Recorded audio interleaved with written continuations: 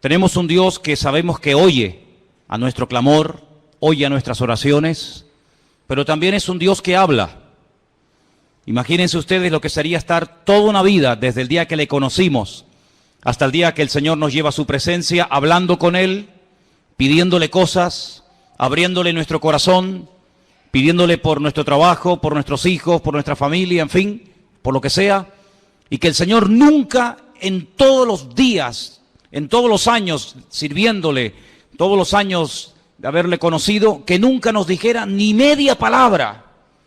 Imagínense lo que sería estar casado con un hombre o con una mujer, que tú le cuentas tus problemas, tus necesidades, cómo te ha ido el día, si has peleado con el jefe de la empresa, si has tenido un problema con el niño, si el niño se cayó, si sacó buenas notas, si aprobó, si estás enfermo o enferma, y que tu cónyuge en todos los años de tu matrimonio, 10, 15, 20, 30 o lo que sea, nunca te dijera absolutamente nada, ni bueno ni malo. Sería una situación tremendamente triste, ¿sí o no? ¿Sí o no? Si quieren, pruébenlo. Estén en los próximos años sin hablarse el uno al otro para que veáis. ¿Sabes que había hace siglos una forma de matar a una persona en las tribus? Matarlo lentamente, torturarlo, y era practicar lo que se llamaba el ostracismo. Era no hablarle, no dirigirle la palabra, no saludarlo, ni siquiera mirarlo a la cara. Terminaban muriendo de pena y arrojándose por barrancos, quitándose la vida, al ver que nadie, aunque estuviera rodeado de personas, nadie te dirigía la palabra. Damos gracias al Señor de que nuestro Dios no es así. Nuestro Dios no es sordo, pero nuestro Dios tampoco es mudo. Él habla. Y hay muchos textos a lo largo de la palabra de Dios donde vemos que Dios habla individualmente, colectivamente, durante el día, durante la noche, en momentos de urgencia, en la cárcel, en fin, en muchísimas situaciones, momentos y lugares de la vida. No siempre habla igual. No siempre el que tiene que oír la voz de Dios la oye. La Biblia nos enseña que hay momentos en los que la ceguera, la dureza de corazón, la actitud del hombre es tan mala que aunque el Señor le esté hablando no se entera. Y es tremendamente triste ver que a veces Dios le habla a la gente, le está mostrando el camino, le está indicando que por ahí no va bien, o por aquí va bien, o esto hay que hacerlo, o aquello no hay que hacerlo, y él ni se inmuta, ni se entera. Es como si el mensaje le pasara por encima de su cabeza. Vamos a ver en esta tarde diferentes formas como Dios nos puede hablar a nosotros, sí, hermanos, en pleno siglo XXI. Hoy en día nuestro Dios también habla. Hechos capítulo 8. Hemos leído, nuestro hermano Marco nos leía, que había comenzado la persecución en Jerusalén. Todo iba muy bonito, todo iba muy bien, pero la persecución comenzó. Los creyentes tuvieron que salir despavoridos, huyendo a diferentes lugares. Y la Biblia nos cuenta en el capítulo 8 del libro de los Hechos la historia de uno de los diáconos de la iglesia primitiva. Eran varios, no nos cuenta la historia de todos, pero sí nos da detalles acerca de uno, personalmente, de Felipe. Dice la Biblia que este hombre llegó a tener 4 hijas, después lo vamos a ver, hijas que tenían el don de la profecía. Un hombre que tenía un don también que era el de la hospitalidad, daba hospedaje a personas que servían al Señor. Pero este fue una de las personas que salió huyendo y se fue en dirección a Samaria, donde no había llegado el Evangelio. Recuerden que estaban todos en Jerusalén desde el día de Pentecostés, o mejor dicho, desde el día de la Ascensión. Llegó el día de Pentecostés, pasaron unos cuantos días, semanas, tal vez meses, y allí seguían en Jerusalén. La iglesia crecía y crecía, pero no se expandía. Crecía solamente en un lugar, y la voluntad del Señor era que fueran por todo el mundo, por todas las naciones de la tierra, por los 5 continentes predicando el Evangelio, pero ellos no iban a ir. Estaban muy cómodos, muy bendecidos, estaban muy a gusto en Jerusalén, a pesar de que a veces había prohibiciones por parte de las autoridades religiosas, sobre todo, de que no predicaran el Evangelio, pero ellos allí estaban muy cómodos. Miles y miles de personas cada día venían a las reuniones, milagros, señales, prodigios, pero de ir a Samaria, olvídate. de salir de Israel, olvídate. El Señor tiene que permitir una persecución, y en esa persecución dice que Felipe se va a Samaria, allí predica, las multitudes reciben el Evangelio. Recuerden que el Señor Jesucristo había estado en Samaria, allí le había hablado a la mujer samaritana, ¿os acordáis? Dice la Biblia que los samaritanos le pidieron que se quedara allí con ellos, es decir, que era gente muy receptiva. Pero los discípulos no tenían ninguna intención de llevar el Evangelio a Samaria, por muchos motivos. Pero estando en Samaria, en el versículo 26, capítulo 8 de Hechos, dice que un ángel le habló a Felipe. Fijaros el sistema que el Señor utiliza para hablarle a Felipe estando en Samaria. Un ángel. El Nuevo Testamento está lleno de ángeles que van y vienen llevando mensajes a personas. Y dice que un ángel le habló a Felipe y le da una orden concreta, muy clara de entender, y es la siguiente: levántate, ve hacia el sur. Él estaba en el centro del país, Samaria está en el centro. Dice, no, tienes que ir hacia el sur, por el camino que desciende de Jerusalén a Gaza, la famosa franja de Gaza. Allí es un camino que todavía hasta el día de hoy es un camino desierto, imagínense ustedes hace 2000 años. Entonces él se levantó y fue. Esto es muy fácil leerlo, ¿no? El Señor le habla a través de un ángel, lo deja todo y se marcha. Ya. Parece muy fácil, pero yo veo gente que llevan aquí años oyendo la voz de Dios, de alguna manera, no digo a través de un ángel, pero a través de predicaciones, a través de consejos, o a través de un libro cristiano, como sea, y todavía no han hecho caso. Sin embargo, Felipe no cuestiona, dice, pero ¿cómo me voy a ir yo a Samaria? ¿Y quién se queda al cargo de la obra? Yo he abierto esta obra, yo la estoy pastoreando, yo la estoy atendiendo, la gente es recién convertida, la gente es nueva. Aquí hay un mover de Dios tremendo. ¿Cómo me voy a ir yo de aquí? Y además, ¿a dónde? Me tendré que ir a un sitio mejor, ¿no? No, al desierto. No cuestiona la orden, no pone excusas, no dice yo no puedo, yo estoy demasiado liado ahora mismo, búscate a otro. Sino que dice que se levantó y se fue al desierto, en obediencia. Yo llamo a este hombre Felipe el obediente. Amén, hermanos. Felipe el obediente. No cuestiona, no duda, no pospone la orden, sino que dice, se levantó y se fue. Y sucedió, ahora sigue el resto de la historia diciéndonos, que un etíope, eunuco, funcionario de Candace, la reina de los etíopes, el cual estaba sobre todos sus tesoros y había venido a Jerusalén para adorar, volvía sentado en su carro leyendo al profeta Isaías. Ya había ido a Jerusalén, menudo viaje en carro, desde África, desde Etiopía hasta Jerusalén. Viaje enorme. No fue en avión, no fue en tren, no fue en coche, fue montado en un carro que por muy cómodo que fuera, pues imagínate. Y ahora volvía. El objetivo por el cual había ido de Etiopía a Jerusalén era para adorar a Dios. Primero, él no iba a poder entrar en cualquier parte del templo. Primero, porque no era judío. Segundo, porque era eunuco. Y por otras muchas cosas más. Sin embargo, el hombre no se desanima por sus limitaciones, sino que va a Jerusalén, y me llama la atención que dice que había llevado mucho dinero, todos sus tesoros. Claro, es que no le iba a resultar nada fácil que un rabino judío le vendiera nada más y nada menos que el rollo, el pergamino del profeta Isaías. Eso le habrá costado una auténtica fortuna. Venderle a un extranjero, a un no judío, el libro del profeta Isaías, eso costaba una fortuna. Pero él volvía y dice que venía leyendo. Luego tuvo que aprender a leer en hebreo, porque él como etíope no hablaba hebreo. Pero era tanto el interés, era tanto el anhelo que tenía este hombre de buscar a Dios, que tuvo que aprender, alguien le tuvo que enseñar a leer en hebreo y a entender lo que leía.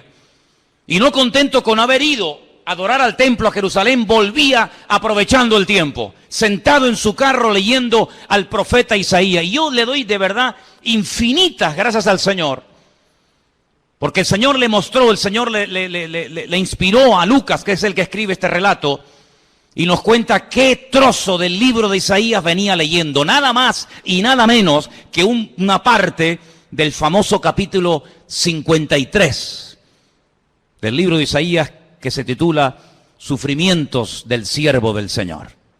Y el pasaje que leía era este, versículo 32. Como oveja a la muerte fue llevado, como cordero mudo delante del que lo trasquila, así no abrió su boca. En su humillación no se le hizo justicia. Mas su generación, ¿quién la contará? Porque fue quitada de la tierra su vida. Si yo pregunto en esta tarde, y por favor respondan, ¿de quién está hablando aquí el profeta Isaías? Del Señor Jesucristo. Todos los creyentes, por poco tiempo que lleven, al leer este texto, como cordero mudo fue llevado al matadero. En su humillación no se le hizo justicia. Su generación, ¿quién la contará? Automáticamente tú dices, está hablando de Cristo. Sin embargo, él no lo sabía. ¿Te das cuenta? ¿Te das cuenta cómo a veces tu conocimiento, por poco que sea, puede ser muchísimo en comparación con mucha gente que no sabe absolutamente nada de nada? Un pasaje tan claro, tan fácil, tan sencillo de entender. Este pobre hombre no sabía de quién estaba hablando. Y entonces fijaros en el verso 29, ahora no es otro ángel el que tiene que acercarse a Felipe, sino que ahora dice, el Espíritu le dice a Felipe, acércate y júntate a ese carro. Tal vez una voz interior, el Espíritu le habla claramente, el hombre se acerca, presta atención y mira cómo sabía Felipe que venía leyendo al profeta Isaías. Claro, hoy en día es muy fácil tener toda la Biblia debajo del brazo, toda la Torá, todos los profetas, todos los salmos, los evangelios, los libros proféticos, los libros poéticos. Es una maravilla, ¿sí o no? Es una maravilla poder llevar la Biblia, hermanos, y saber toda la historia, lo que Dios hizo en el Antiguo Testamento, lo que hizo en el Nuevo, lo que hará en el futuro, etcétera, etcétera. Conocer todos los detalles de la primera, de la segunda venida de Cristo, el descenso del Espíritu Santo, el arrebatamiento de la iglesia, la manifestación del anticristo. Es una maravilla tener todo en nuestras manos, pero ellos no tenían acceso a las Escrituras en aquellos tiempos. Tenían que aprendérselas de memoria. Y mira cómo Felipe nos dice, ¿de quién estará leyendo? ¿Qué? Entendió perfectamente el pasaje, sabía que era un capítulo profético, un capítulo que hablaba de los sufrimientos del Mesías, y sabía que ese hombre, ese pasaje, era del profeta Isaías. Y entonces le hace una pregunta muy interesante. Versículo 30. ¿Entiendes lo que lees? ¿Entiendes algo de lo que estás leyendo? Y él dice, ¿y cómo podré si alguno no me enseñare? Y le rogó a Felipe que se subiera y se juntara con él. Y seguramente viajaron durante días y días viajando por el desierto, hasta que todos conocemos el resto de la historia, cómo este hombre manda parar el carro, este hombre llega a un oasis donde hay agua, pide ser bautizado, el Señor arrebata a Felipe, aparece en otra parte del país, el etíope eunuco se va por su camino, pero añade la palabra gozoso, y todos conocemos el resto de la historia. Incluso la historia nos dice que este hombre llegó a su país, llegó a Etiopía, predicó el evangelio, y hasta el día de hoy, 2000 años después, hay una comunidad de etíopes coptos que creen en el Señor Jesucristo, que son cristianos, y algunos piensan y consideran que es el testimonio, el fruto del testimonio de aquel etíope que aceptó al Señor en el desierto. Es realmente algo increíble. Ahora, yo lo que quiero destacar sobre todo en este pasaje son las dos formas como el Señor le habla a Felipe. Primero, versículo 26, a través de un ángel.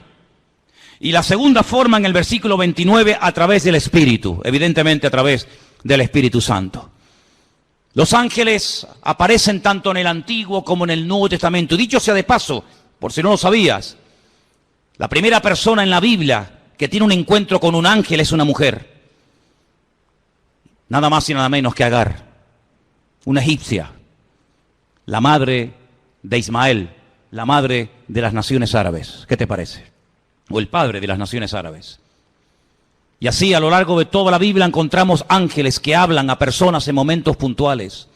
Dice la Biblia que algunos a lo largo de la historia dieron hospedaje a ángeles pensando que eran personas. Y no se daban cuenta de que aunque comían y hablaban y respiraban y los podías tocar, lo que tenían delante de ellos eran auténticos ángeles. Y si no, miren el caso de Abraham, invitando a comer a ángeles. invitando a comer Lot, el sobrino de Abraham, a ángeles en su propia casa. Cómo los ángeles guiaban a los profetas en el Antiguo Testamento, cómo le indicaban por aquí sí, por aquí no. Cómo un ángel le habló a María, cómo un ángel le habló a Daniel, cómo un ángel llegó a una cárcel y abrió la celda y sacó a Pedro de la cárcel. Y toda la Biblia está llena de manifestaciones de ángeles. Y dice la Biblia que son espíritus ministradores que están al servicio de los que han heredado la salvación, es decir, a nosotros. ¿Cuántos dicen amén? Y lo más grandioso de todo esto que dice que el ángel del Señor, el mensajero del Señor, acampa alrededor de los que le temen y los defiende. Bendito sea Dios. Pero también habla el Espíritu. Y hay 7 versículos en el Nuevo Testamento que son iguales, 7 versículos idénticos. El que tiene oídos para oír, oiga lo que el Espíritu dice a la iglesia. Están en las famosas cartas de Juan a las iglesias del Apocalipsis, ¿verdad? Allí al final de la Biblia. Si vamos a otro pasaje del Nuevo Testamento, en el capítulo 13, versículo 2, vemos que el Espíritu Santo no solamente habla a nivel personal a una persona, como el caso de Felipe, sino que también en un momento determinado, en un culto donde hay mucha gente, el Espíritu Santo puede hablar, incluso dar nombres propios, nombres de personas. Sí, ya sé que esto es muy delicado, no se puede así por la vida, ¿verdad? Inventando cosas, pero el Espíritu, fíjense cómo se mueve aquí en el libro de los Hechos de una forma tremenda. Hechos capítulo 13, verso 1. Dice que había en la iglesia de Antioquía, en esa iglesia había profetas y maestros. Qué bonito, ¿no? Profetas y maestros. Y el nombre de estos profetas o maestros eran, pues uno era Bernabé, otro se llamaba Simón, otro era Lucio, otro era Manaén y otro era Saulo.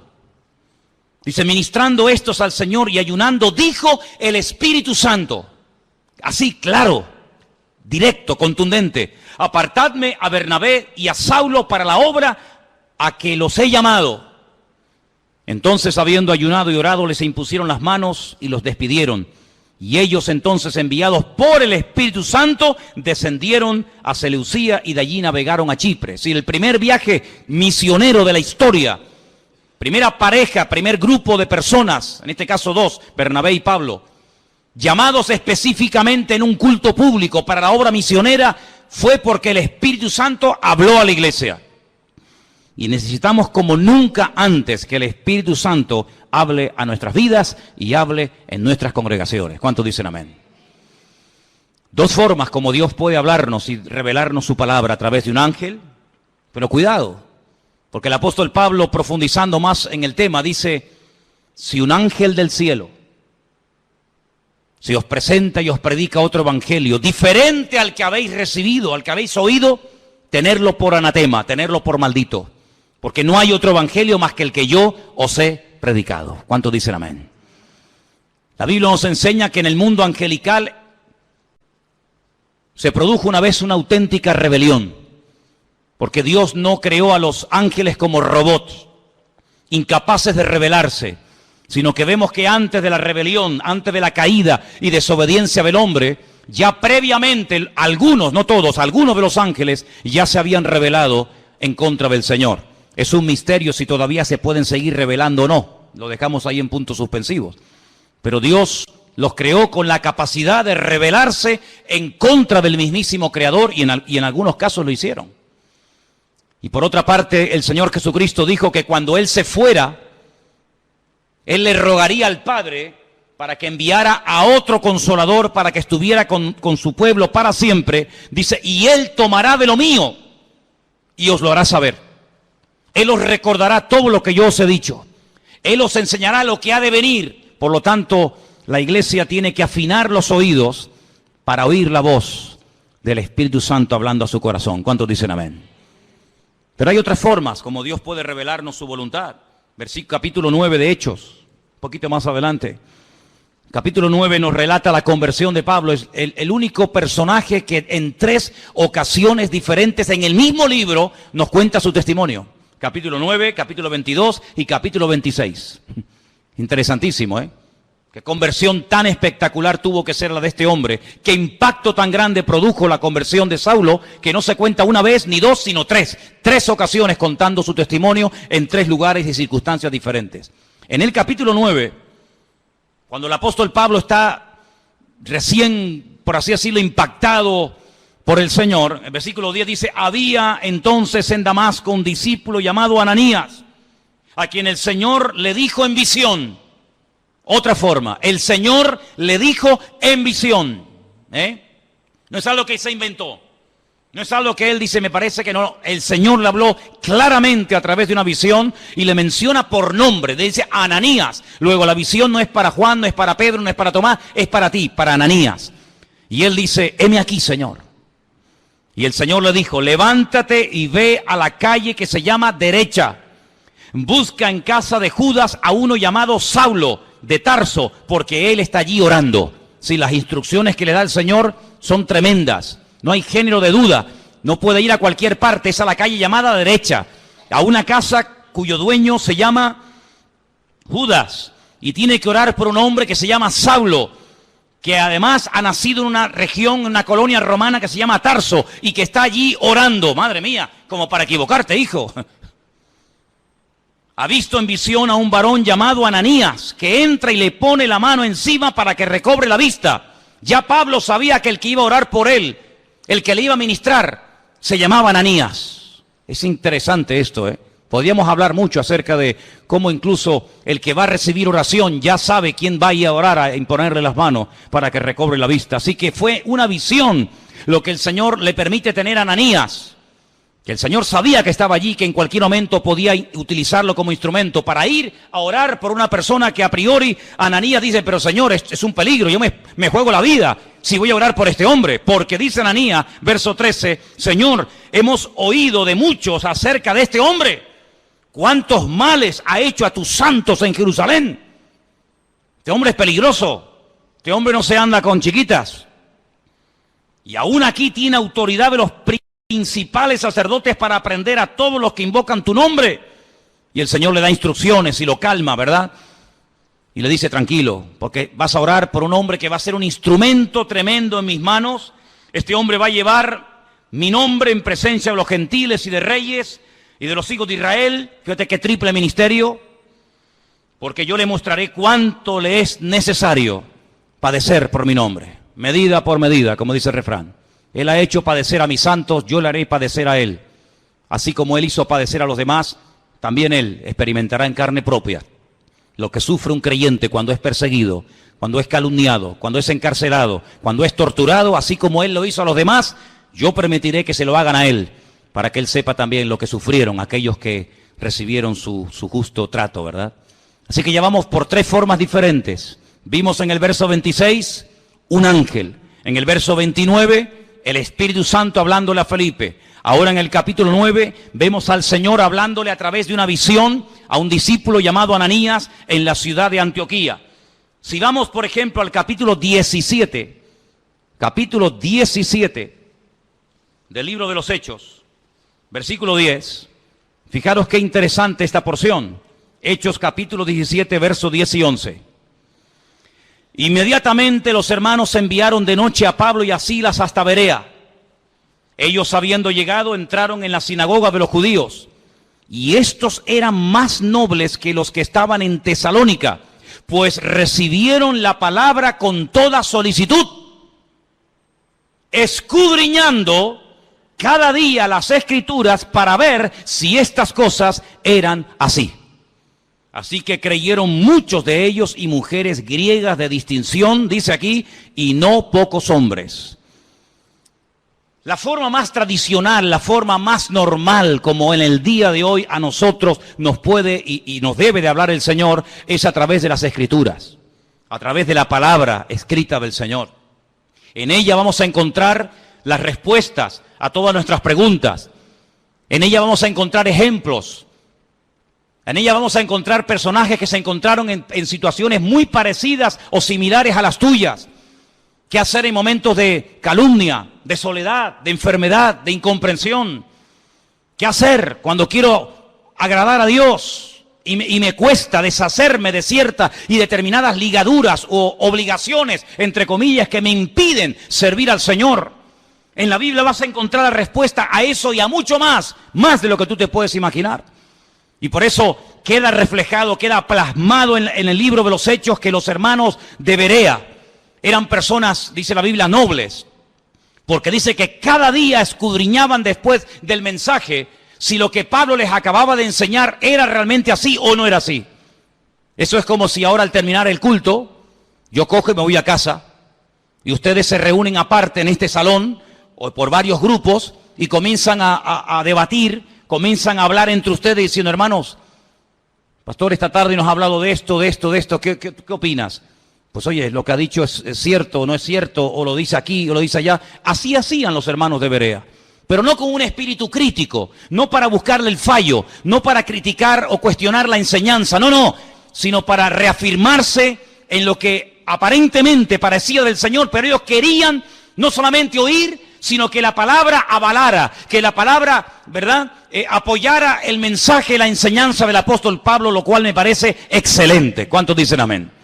Personas que sabrían, bueno, tú tienes algo que decir, venga, sube, compártenos, predícanos, ¿has terminado? Sí, ¿tienes algo más que decir? ¿No? Muy bien, gracias hermano, que Dios te bendiga. Ahora nos quedamos un momento, opinamos, charlamos, escudriñamos las Escrituras para ver si ese argumento que nos presentó tiene base bíblica, para ver si eso que nos dice de que aquel hombre era el Mesías y era el verdadero, a ver si es así, si no es asado. Realmente algo increíble. Así deberíamos de ser todos nosotros. El apóstol Pablo le recomendaba a su hijo en la fe, a Timoteo, entre tanto que yo voy, ocúpate en la enseñanza, en la lectura y en la exhortación. Y le dice algo tremendo. La otra noche me desperté con ese texto y hasta sabía dónde estaba ese versículo que está en 2 de Timoteo 3:16. Toda la Escritura es inspirada por Dios. ¿Cuántos conocen ese versículo? ¿Lo buscamos? 2 de Timoteo 3:16. Vamos a leerlo juntos, por favor. Versículo que deberían ustedes de aprenderse de memoria. Muy útil en estos tiempos. Dice así, 2 de Timoteo 3:16. Vamos a leerlo juntos. Toda la Escritura es inspirada por Dios, útil para enseñar, para redarguir, para corregir, para instruir en justicia, a fin de que el hombre de Dios sea perfecto, enteramente preparado para toda buena obra. Así que cuando usted busca ser instruido, ser enseñado, ser amonestado, ser confrontado, vaya a la palabra y la palabra le va a hablar. Si usted tiene una buena actitud, si usted verdaderamente quiere aprender, si usted verdaderamente quiere corregir cualquier error doctrinal, cualquier mala costumbre de su vida, vaya y a la luz, al espejo de la palabra de Dios, el Señor le va a hablar, porque la palabra dice que es útil y ayuda al que está empezando, ayuda al que lleva mucho tiempo, ayuda al que está pensando dar un paso de fe, ayuda al que está un poco decaído y no sabe qué hacer, ayuda al nuevo, al viejo, nos ayuda a todo. La palabra de Dios es tremendamente útil. ¿Cuántos dicen amén? Y hay que escudriñarla. Jesús dijo, escudriñad, meteros en la palabra, estudiar la palabra, porque ellas son las que dan testimonio de mí. Me llama mucho la atención que cuando el Señor Jesucristo resucitó, en una de las apariciones, va caminando por un camino, llamado el famoso camino de Emaús, y se acerca a dos personas que van desanimadas, van desilusionadas, porque ellos tenían una expectativa, ellos tenían la confianza de que el Señor Jesucristo era el verdadero Mesías, y como no se han cumplido aparentemente sus expectativas, van tristes, cabizbajos, van caminando, debatiendo entre ellos, y de repente se aparece el Señor y se une a la conversación. Permítame leerles en Lucas 24, a partir del versículo 21. Presten atención porque de verdad que es una porción tan interesante, tan edificante. ¿Qué hizo el Señor para levantar el ánimo? ¿Qué hizo el Señor para quitar la tristeza, la desilusión de los corazones de estos dos hombres sinceros que esperaban algo que aparentemente no se cumplió? Veamos. Lucas 24, versículo 21. Nosotros esperábamos que Él era el que había de redimir a Israel. Fíjate qué ilusionados estaban. Por fin ha llegado el Redentor, el Mesías. Esperábamos la redención de Israel. Y ahora, además de todo esto, hoy es ya el tercer día que esto ha acontecido. Parece como que por un momento les pasa por la mente el hecho de que Él había dicho que al tercer día resucitaría. Así que ya van 3 días, no lo hemos visto resucitado. No se cumplió la expectativa que teníamos en Él de que redimiría a Israel de la opresión del yugo romano.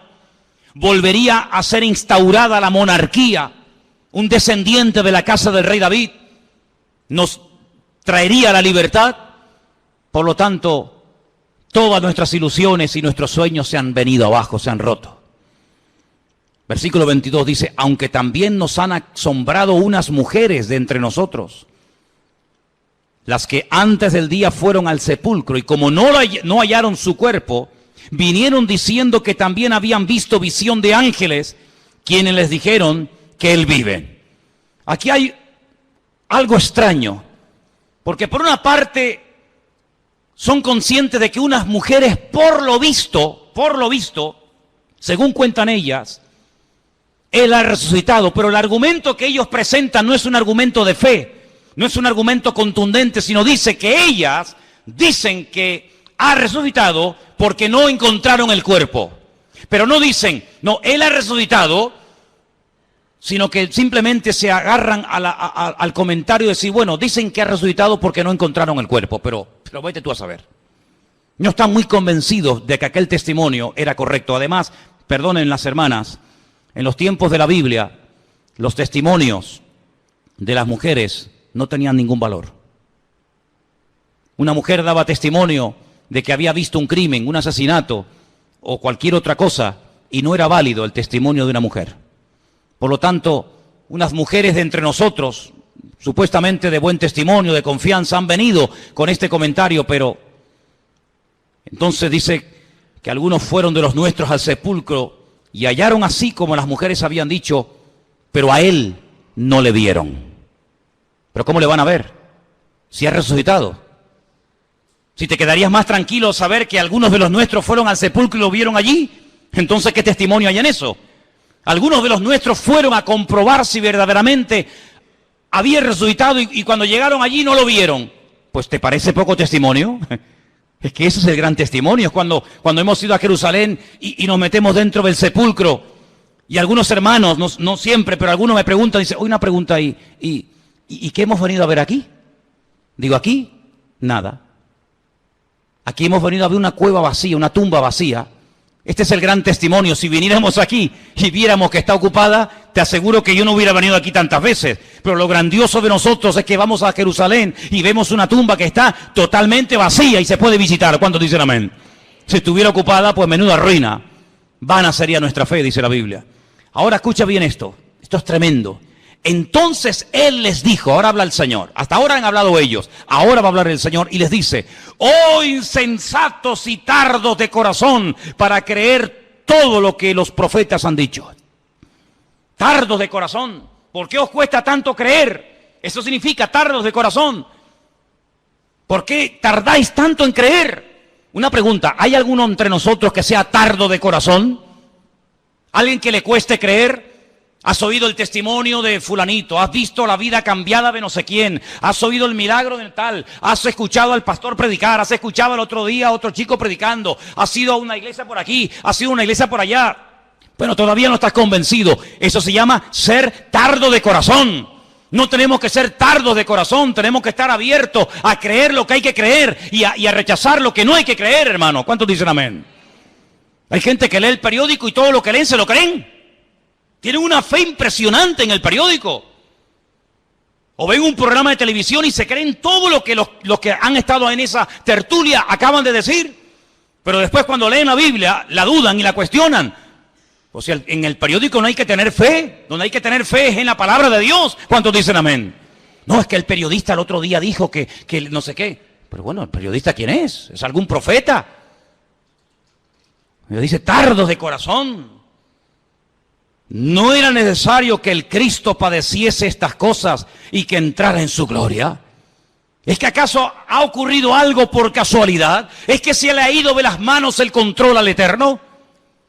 ¿No era necesario que ocurriera todo esto? Su muerte, su crucifixión, su rechazo, su resurrección. ¿Era necesario todo esto? Todo ha salido perfecto. Todo ha salido perfecto. Es que Pilato podía haberle librado de la muerte, pero gloria a Dios que no lo libró, aunque suene fuerte, ¿sí o no?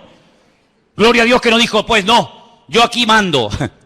Yo soy el gobernador y os vais todos para casa. Yo a este hombre lo encuentro inocente y lo perdono. Venga, Jesús, vete para casa. Menuda ruina.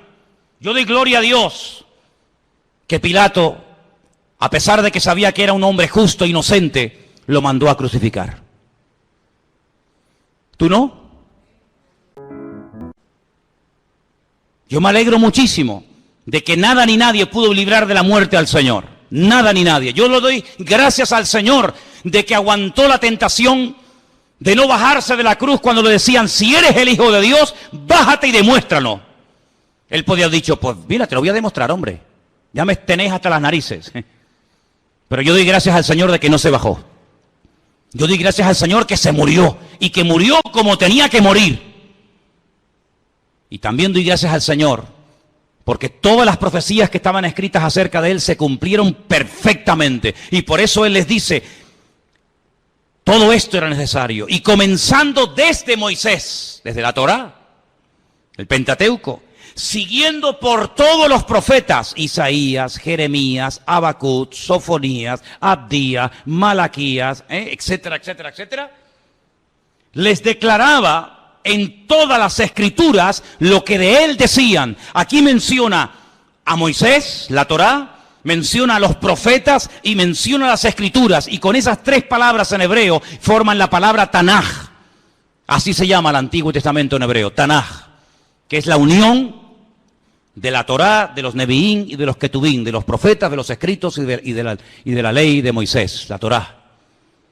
Y les abrió los ojos y les mostró cómo a través de las escrituras tenían que creer que lo que había ocurrido no era producto de la casualidad. Y por eso, amados, nosotros tenemos hoy en día una herramienta tremenda. Podemos estar seguros de que Jesús no fue un impostor. Podemos estar plenamente convencidos de que el Nuevo Testamento no es una historia inventada, de que Jesús no es un mito, un personaje histórico, pero que a la hora de la verdad no existió. Nosotros podemos tener la completa seguridad de que la palabra que tenemos en nuestra mano no ha sido ni tergiversada, no se la ha quitado, no se la ha añadido, es una palabra perfecta. Y el cielo y la tierra podrán pasar, pero su palabra permanecerá por toda la eternidad.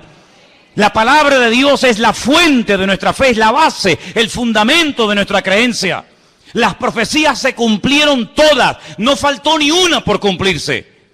Y no eran producto de la casualidad, sino que todo estaba bajo el control del Señor. Y hoy en día les digo, hermano, que ese Dios que controló la primera venida de Cristo, tiene todo bajo su control y todo lo que está ocurriendo porque Dios así lo está permitiendo. ¿Cuántos dicen amén? Porque ni una hoja de un árbol se cae sin permiso del Señor. Y cuando el Señor esté a punto de venir y cuando tenga que manifestarse el anticristo y cuando vengan los dos testigos y cuando venga la señal de la bestia y todo eso que hemos estudiado durante años, todo ocurrirá como tiene que ocurrir porque la palabra de Dios es viva, es eficaz y es verdadera y es perfecta y no se equivoca y tenemos en nuestra mano el mejor regalo del mundo, la salvación y la palabra del Señor. ¿Cuántos dicen amén? Gloria a Dios por la palabra de Dios. Gloria a Dios, hermanos. Pues léanla, estúdienla, escudriñenla. Si alguien busca voluntad de Dios, métete en la Biblia, métete en la palabra, levántate temprano, acuéstate más tarde si quieres. Y comienza a leer y a buscar por aquí y a buscar por allá y seguro que el Señor te hablará tu vida. Porque el Señor siempre habla a través de su palabra. Fíjate qué poder tan grande tiene la palabra de Dios que hasta Cristo la usó para atacar al diablo cuando era tentado en el desierto de Judea. Podía haber usado cualquier otro argumento, ¿sí o no? Pero sin embargo, ¿qué hizo? Usar la palabra. Escrito está. Escrito está. Escrito está. Y con esas palabras desmanteló las tentaciones del diablo y pudo tener un ministerio eficaz, un ministerio victorioso, porque la palabra de Dios le da efectividad a nuestra vida. Bendito sea Dios. Así que hemos visto cómo los ángeles pueden ser en un momento determinado usados por el Señor para hablarnos. Vemos cómo también el Espíritu Santo puede hablar claramente en la iglesia o a nivel personal. Vemos cómo a través de una visión, a través de la palabra. Capítulo 21 del libro de los Hechos, hay algo muy interesante que aquí se menciona. Y aparece un personaje poco conocido,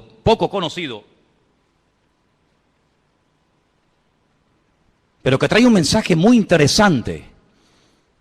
Estamos en el libro de los Hechos, capítulo 21, versículos del 8 en adelante. La intención de Pablo es ir a Jerusalén. Él está de visita en la casa de Felipe. Volvemos otra vez a mencionar a Felipe, aquel que le testificó al etíope eunuco en el desierto, ¿os acordáis? Ahora está viviendo en Cesarea.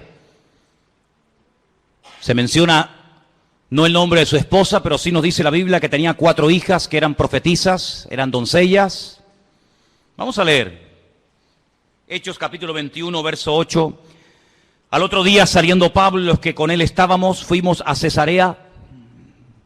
Y entrando en casa de Felipe, el evangelista, ya no es el diácono, ahora ya tiene un título, ahora ya se le reconoce que tiene un ministerio, y es el de evangelista.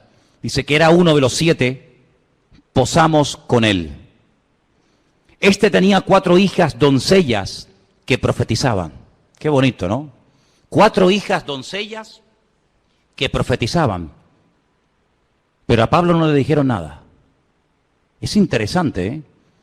4 hijas doncellas que profetizaban, pero a Pablo no le comunicaron absolutamente nada. Tiene que venir un varón, versículo 10, permaneciendo nosotros allí algunos días, descendió de Judea un profeta llamado Agabo. No hay ningún libro en la Biblia, libro del profeta Agabo, pero era un profeta, eso lo dice la Biblia. Y dice que vino a vernos, tomó el cinturón, el cinto de Pablo, se ató los pies y las manos y dijo: esto dice el Espíritu Santo. Agárrate. Así atarán los judíos en Jerusalén al varón de quien es este cinto y le entregarán en manos de los gentiles. Tremendo, ¿eh? Si el Señor le está advirtiendo, no prohibiendo, que es muy diferente, ¿eh? Una cosa es que Dios te advierta de un peligro y otra cosa es que Dios te prohíba hacer o decir o ir a un determinado lugar.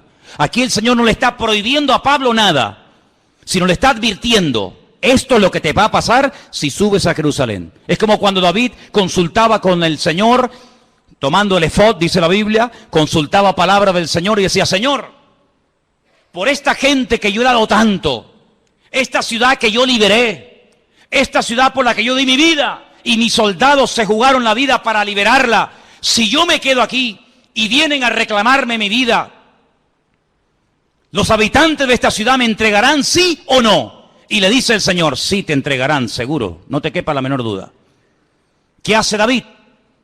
Sabiendo que si se queda en la ciudad le van a entregar, David coge y se marcha.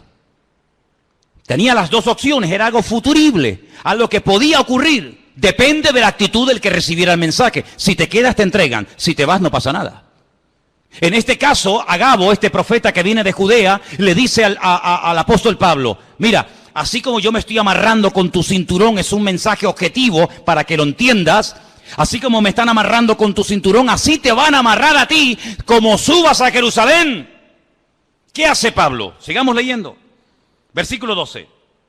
Al oír esto, le rogamos nosotros y los de aquel lugar que no subiese a Jerusalén. Entonces Pablo respondió, y miren lo que dice: ¿qué hacéis llorando y quebrantándome el corazón? Porque yo estoy dispuesto no solo a ser atado, mas aún a morir en Jerusalén por el nombre del Señor Jesús. Tremendo, ¿eh?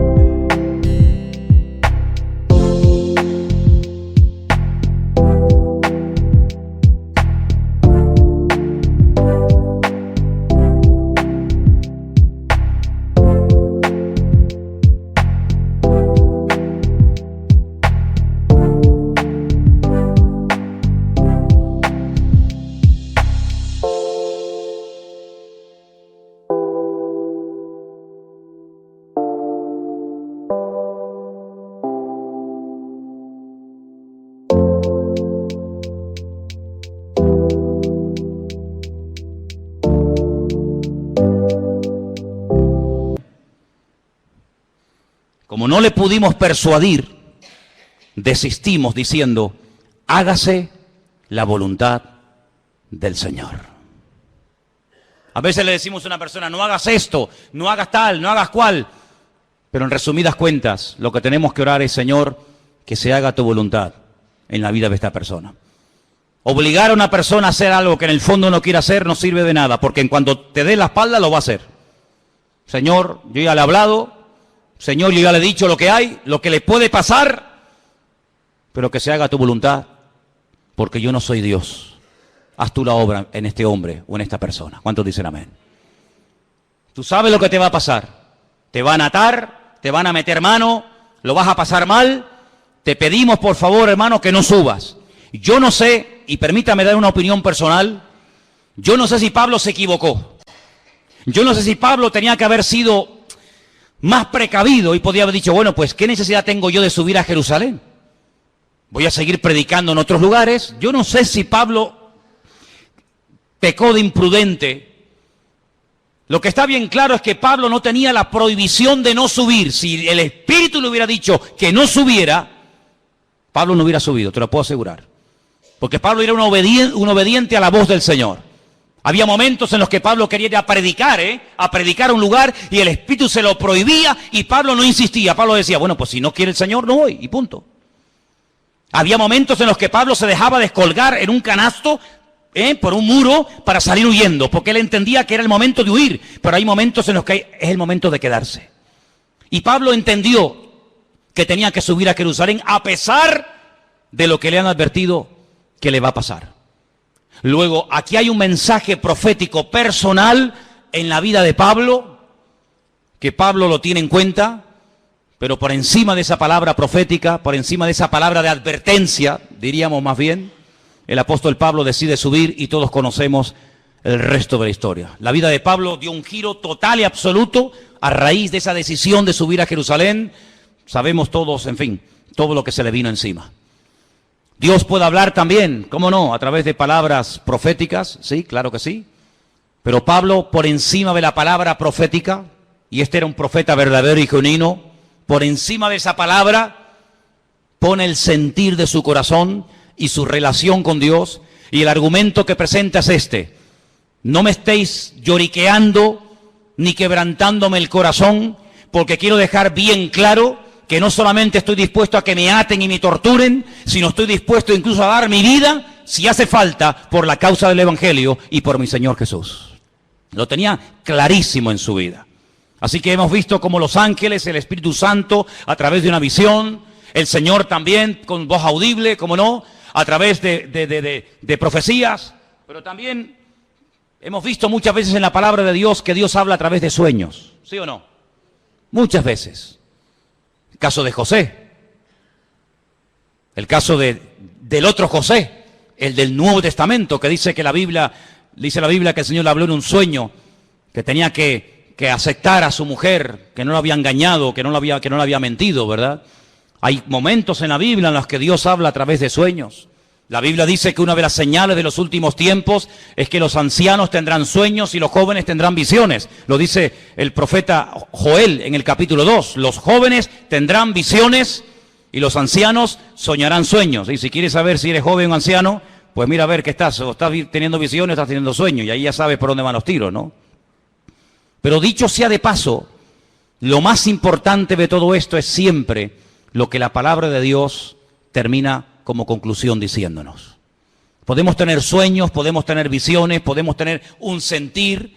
Alguien nos pudo decir por ahí no sé qué cosa, pero no te olvides que el Señor hoy en día, como habla a su pueblo y a su iglesia, es a través de su santa y bendita palabra. ¿Cuántos dicen amén?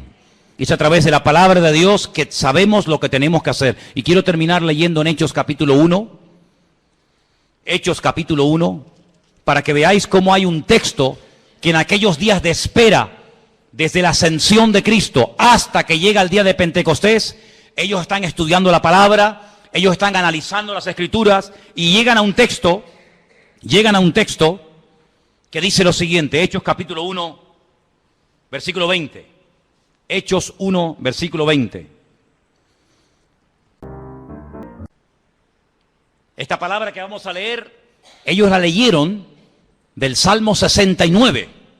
Salmo 69 dice así: está escrito en el libro de los Salmos, sea hecha desierta su habitación y no haya quien more en ella. Tome otro su oficio y tome otro su oficio. Ellos interpretaron por este versículo del Salmo 69, repito, ellos interpretaron que había quedado un vacío cuando Judas, uno de los discípulos, se ahorcó y se quitó la vida.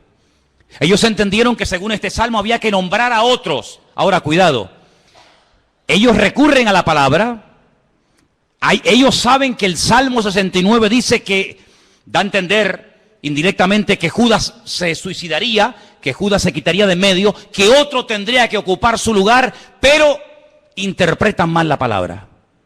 Ellos hacen una votación, ellos dicen, bueno, fulanito o menganito. Dice que echaron suertes, la suerte cayó sobre un discípulo fiel que había estado con ellos desde el principio, llamado Matías. Ellos deciden que Matías sea el que ocupe el lugar de Judas, el que se ha ahorcado, pero nosotros sabemos, por la historia bíblica, que así no se mueve el Señor. Hemos visto cómo Dios habla por sueños, por visiones, por profecías, por la palabra, el Espíritu Santo, pero nunca a través de la suerte. Nunca a través de echar suertes. Será fulano, será mengano, no. Ese sistema es un sistema humano, no es un sistema divino. Y aquí de lo que se trata no es de adaptar, no es de utilizar los sistemas humanos para saber la voluntad de Dios, sino de descubrir los sistemas de Dios para hablarle a los seres humanos. ¿Cuántos dicen amén? Sí, Dios suplirá todas vuestras necesidades. ¿Quién suplirá nuestras necesidades? Dios. ¿Qué dice Filipenses 4:19? ¿Alguien lo sabe de memoria? ¿Alguien sabe Filipenses 4:19 de memoria? Mi Dios, pues, suplirá todas vuestras necesidades conforme a su riqueza en gloria en Cristo Jesús. Mi Dios suplirá. ¿Quién suplirá las necesidades de un pastor? ¿Quién? ¿Quién suplirá las necesidades tuyas como oveja? ¿Quién suple las necesidades de la iglesia? Mi Dios. ¿Sí o no? Dígalo fuerte. Mi Dios suplirá mis necesidades. Pero vamos a comprar la lotería por si acaso. Vamos a ver. Usted ha dicho ahora mismo, literalmente, la promesa del Señor en Filipenses 4:19. ¿Para qué compra entonces la 11? ¿Para qué hace la quiniela? ¿Para qué juega los juegos de azar? Bueno, mi Dios, usted ha dicho que mi Dios suplirá mis necesidades, ¿sí o no? Pues si es mi Dios, que lo haga Dios. No le eche una mano a Dios. No dice la palabra que otro tomará su oficio, ¿sí? No dice la palabra que la casa de Judas quedaría desierta, que el hueco quedaría porque él mismo se quitó de en medio, sí, pues que Dios lo llene. Si Dios nos nombró a nosotros, ¿a ti quién te nombró, Juan? ¿A ti quién te llamó, Pedro? ¿A ti quién te llamó, Tomás? Y a ti, Juan, y a ti, Bartolomé, y a ti, Mateo, ¿quién te llamó a ti? A mí me llamó el Señor. Dice que estuvo toda la noche orando, ¿sí o no? ¿Os acordáis? Toda la noche estuvo orando. Y al día siguiente dice, Juan, Andrés, Santiago, y él los llama. Bueno, pues si nos llamó a nosotros así, ¿por qué ahora nosotros queremos echarle una mano a Dios de llenar un vacío que Él permitió que se vaciara? Que lo llene el Señor, porque su palabra, para que se cumpla, el que tiene que actuar es Él y no yo. Entonces ustedes tienen que madurar y tienen que crecer para daros cuenta de que no puede haber incongruencias con la fe. No se pueden mezclar sistemas divinos con sistemas humanos. Dios habla por sueños. Amén. Gloria a Dios. Nadie cuestiona eso, hermano. Dios habla por ángeles. Amén. Dios habla por profecías. Dios habla por su palabra. El Espíritu Santo habla. Amén. ¿Te parecen pocas formas? ¿Te parecen pocos sistemas? ¿Que falta alguno más? ¿Que te tienes que inventar un nuevo sistema para que Dios te hable? No te tienes que inventar nada. Tienes que amoldarte a los sistemas bíblicos. ¿Estás buscando la voluntad de Dios? Gloria a Dios, me parece estupendo. Pero no es Tim Marín de Dos Pingües, Cucaramaca, la Titirifue. No, no es eso. Señor, háblame. Y el Señor te puede hablar esta noche. El Señor te puede hablar en una profecía, a través de un mensaje, a través de un ángel, Claro, ¿cómo no te va a poder hablar el Señor si el Señor no ha cambiado? Pues si el Señor no ha cambiado y tú tienes la fe y la creencia de que Él no ha cambiado, que Él ni es sordo ni es mudo, amén, ni es sordo ni es mudo, pues abre tu corazón a las formas que Dios ha escogido para revelarte su voluntad y no pongas tu sistema nuevo que no tiene nada que ver con el sistema de Dios. Cuando Dios quiso llamar a Abraham, ¿a quién llamó? ¿A quién llamó? Abraham. Cuando el Señor quiso utilizar a David para que fuera el segundo rey de Israel, le dijo a Samuel, vete a la casa de Isaí, son 8 hermanos, ponga en una bolsa los 8 nombres y venga, vete sacando. No, este no es, este sí es. No, porque para ti es difícil saber entre 8 cuál es el verdadero, pero para mí no. Amén. ¿Cuál será? ¿Será este? ¿Será el otro? El Señor sabía cómo se iba a llamar el segundo rey de Israel, ¿sí o no? Pues vete y unge a David. Y a ese fue el que ungió el Señor. El Señor sabe dónde vives. El Señor sabe cómo te llamas. El Señor sabe qué número de zapato tienes. Tu DNI lo conoce el Señor, tu ADN, tu grupo sanguíneo. Lo conoce absolutamente todo. Dice que nuestro embrión nuestros ojos vieron al Señor. Por lo tanto, amados hermanos, no tengamos temor de que no vas a saber qué hacer en la vida. Porque el que busca halla, el que llama se le abrirá y el que pide recibe, dice la palabra. Lo que hay es que buscarle de corazón.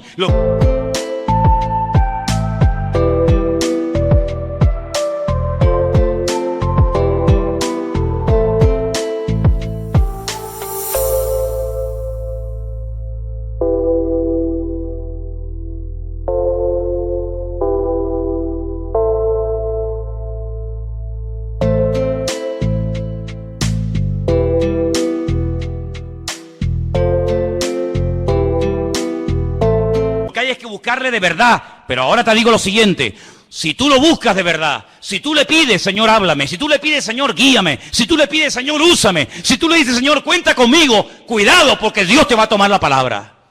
Y cuando Dios te hable, ya no tienes excusa. Cuando Dios te diga, sí, úsame, pues venga, ahora la obra. Ay, pero espera, no. Tú me dijiste que te usara y yo te quiero usar y tú me estás poniendo pegas. Ahora no, mañana, y espérate que no sé qué, y espérate que no sé cuánto. No hagas un plan paralelo. Tú tienes que adaptarte al plan y al diseño y al propósito de Dios para tu vida y no tener tú un plan paralelo y de vez en cuando te metes en el plan de Dios y de vez en cuando quieras que Él se meta en el tuyo. No, hay solamente una línea y es la línea que Dios te marca, no la que tú te estás inventando a tu manera. El Señor dice, encomienda al Señor tu camino. Confía en Él y Él hará. Eso es lo que dice la Biblia. No hay otra forma, no hay otra manera, no hay ningún atajo, sino que siempre hay el mismo precio a pagar. Sinceridad, perseverancia, constancia, y el Señor es galardonador de los que le buscan. Si tú estás buscando palabra de Dios para tu familia, para tu matrimonio, para tus estudios, para tu presente o para tu futuro, si estás buscando palabra de Dios, no que Dios te bendiga tus planes, porque Dios no tiene ninguna obligación de bendecir tus proyectos, Eso es lo que a lo mejor alguien te enseñó, pero yo no te lo enseñaré nunca. Dios no tiene ninguna obligación de avalar y de apoyar tus negocios, tus proyectos, tus ideas, tus planes, tus anhelos y tus sueños de la vida. No, te equivocas. Dios bendice lo que es de Él, lo que Él manda que se haga, lo que Él manda que se ejecute. Eso es lo que Él bendice y prospera y respalda y sostiene. Lo demás no tiene nada que ver con sus sueños. Cierra tus ojos en esta tarde, allí donde estás. Yo te he enseñado. Dios habla a través de ángeles. Dios habla a través de su Espíritu Santo. Dios habla a través de visiones. El Señor habla con voz audible, personalmente, a través de su bendita palabra, a través de palabra profética, a través de sueños. Mira, 1, 2, 3, 4, 5, 6, 7 formas diferentes. 7 formas diferentes. Qué curioso, Toda la música que existe, toda la ópera, toda la música que existe, cualquier estilo que sea, está basado en 7 notas. Con 7 notas principales, de ahí se ha hecho toda la música. Con las poquitas letras de nuestro abecedario, de nuestro alfabeto, se ha escrito todos los libros y toda la poesía y toda la literatura que está escrita en nuestro idioma. No falta nada, no falta ni una sola letra, no falta nada ni sobra nada, todo está perfecto. Con estas 7 formas que te he mostrado esta tarde, es más que suficiente para que tú, hermano y hermana, conozcas la voluntad de Dios para tu vida. El problema no está en los sistemas de Dios, el problema está en los receptores que a veces hacen caso omiso a como Dios está hablando. Pero en esta tarde, Señor, te doy gracias porque tú hablas a través de sueños y de visiones. Te doy gracias porque hablas a través de, Señor, tus siervos que predican tu palabra. Te doy gracias, Señor, porque hablas a través de tu Espíritu Santo y en día a tu pueblo. Y tú también directamente hablas a nuestras vidas, mi Dios. Te doy gracias, Señor, porque tú hablas de tantas y tantas formas y maneras. Ayúdanos a obedecerte, Jesús. Ayúdanos a someternos a tu voz y poder decirte, habla, que tu siervo oye. Señor, habla durante la noche, habla durante los sueños y el descanso. Habla de día, habla al joven y al niño, habla al casado y a la soltera, Señor. Pero no pares de hablar a tu iglesia, Dios. Habla, Señor, habla, Señor. Quita la cera de nuestros oídos, Señor.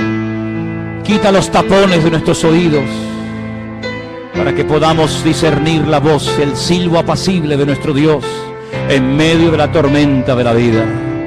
Habla, Señor, habla, Señor.